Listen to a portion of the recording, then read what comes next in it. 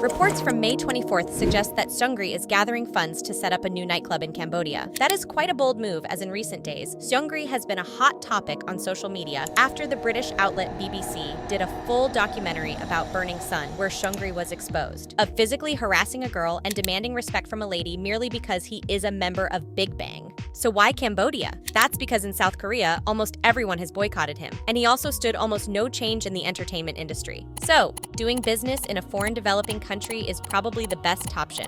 A little recap is that this is his second club and his first one, yes, as you already knew, is Burning Sun, which was involved in activities like illegal substances and adultery use in 2019. 3 years later, thanks very much to Goo Hara and many brave names, Seungri faced the consequences when he was sentenced to 18 months in prison and fined a hefty sum after admitting to a string of charges.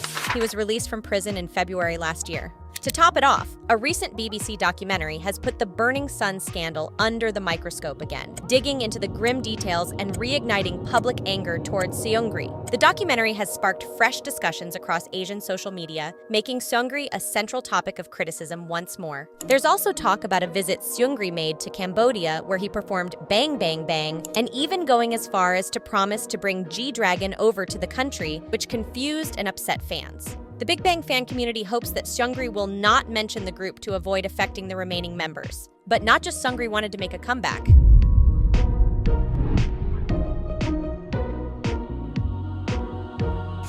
Convict Joon is reportedly trying to make a comeback. On May 22nd, Exports News revealed that the disgraced singer has been meeting with producers, expressing his desire to return to the entertainment industry. Insiders say he wants to become a producer and work behind the scenes, aware of the public's negative perception of him. Joon personally contacted producers and offered to collaborate with them. Joon was convicted of women in 2016 and was sentenced to 5 years in prison. He was released this March.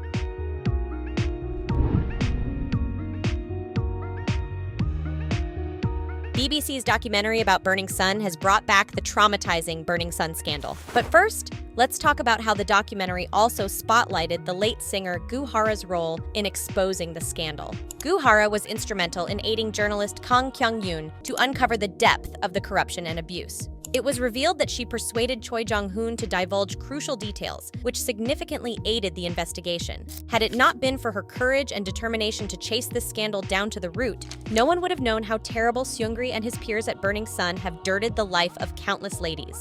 About the forgotten idol? Well, first, this scandal involved many second-generation idols, but one name, Choi Jong-hoon, hasn't been as prominently discussed as others like Seungri and Jung Joon-young. Choi Jong-hoon, a former member of FT Island, was once a beloved figure with a large fan following. His career crashed when he was caught up in the scandal in 2019, accused of committing serious crimes, including along with Jung Joon-young. They were found guilty of a woman and sharing images in a chat room. The documentary also highlighted disturbing details, like messages showing Choi Jong-hoon's involvement in these acts just before a fan meeting, shocking the public who once adored him. Originally sentenced to 5 years for his crimes, his term was reduced to 2.5 years after a settlement with the victims. He was released from prison in November 2021 and recently attempted a comeback on a Japanese fan platform, which has been met with significant backlash.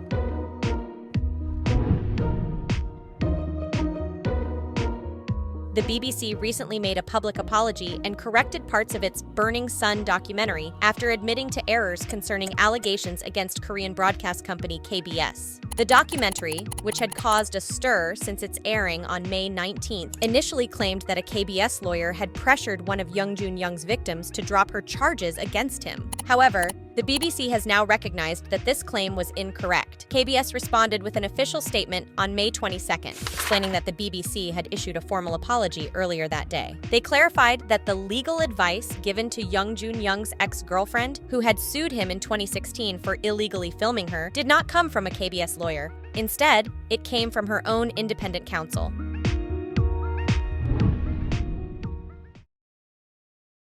NewJeans dropped How Sweet unexpectedly, as always. But now the comeback is in the middle of the most heated tea, where Min Hee-jin is forced out of the CEO chair of ADOR. On the same day, BTS RM also released his solo album. But also, as always, they killed all the charts. How Sweet immediately became a hit, pulling in over 37,000 unique listeners on Melon within the first hour, making it the most successful release on Melon in 2024 so far. Bubblegum also got back on track, and while How Sweet landing in the 7th spot and Bubblegum in the 14th on the Melon Top 100 chart. And remember, these songs dropped on a Friday at 1 p.m., which is not exactly prime time for music releases.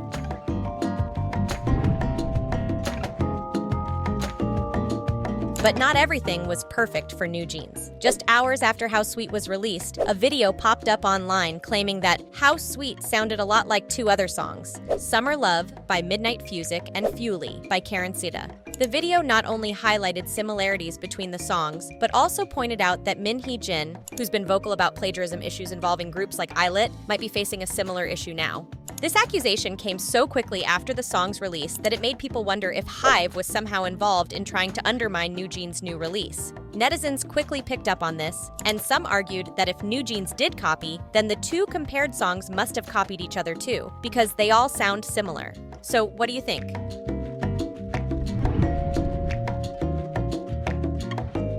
Min Hee-jin, known for her bold and distinctive style, previously accused HYBE of copying her work with NewJeans for their girl group illit. However, people were quick to point out that Min's ideas for NewJeans might not have been all original, suggesting they were taken from older groups like the Mexican band Jeans and Japan's Speed. Now, the spotlight is back on Min for something she did even before she was with HYBE, back when she was at SM Entertainment. She was the creative brain behind the album Pink Tape by the group FX, which is famous for its pink cassette tape cover.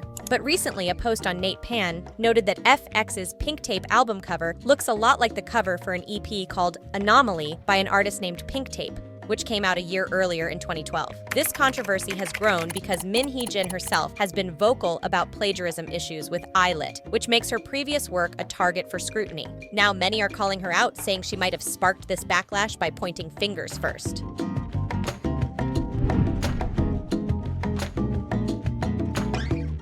Recently, there's been a lot of tension at HYBE, and it's not just the idols getting involved. Reports are saying that various producers and creators within HYBE have submitted their own petitions against Min Hee-jin. This includes some big names like So Seung-jin, the chief producer at Source Music, and Sun Sung-duk, who's known for directing BTS performances. Other notable figures like Kim Sung-hyun, the creative director, and Slow Rabbit, a producer for TXT, have also handed in their petitions. This wave of petitions from HYBE staff is happening at the same time as support for Min Hee-jin is coming from another direction. Staff and management from ADOR, along with the members of NewJeans, have submitted their own petitions supporting Min Hee-jin. Now, people are truly worried for the future of NewJeans.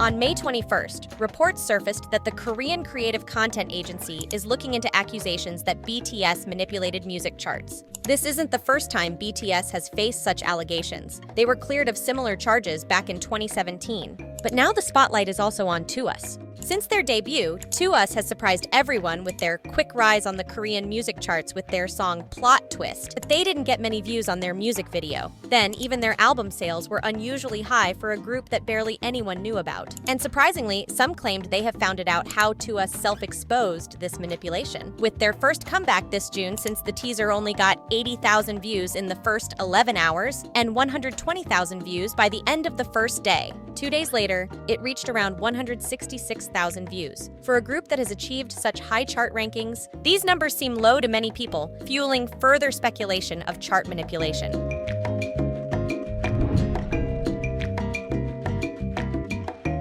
NewJeans recently made a comeback with the single How Sweet, but not without some unwanted attention. A few online comments criticized member Hanni for her weight, but she quickly silenced these critics. The post, titled "People Were Saying Hanni Gained Weight, but She Shut Them Up from the First Day with a Crop Top," quickly went viral, racking up over 168,000 views and 85 comments. Here, she was seen rocking a crop top, looking stunning and confident. Now, not only fans, but even K-nets are rallying around Hanni, praising her looks and performance skills. This is especially heartwarming because, again, Hanni used to be hated for her Vietnamese origin, and when K-nets criticized the visual of hyein, they also attached her appearance with Vietnamese. However, things have changed.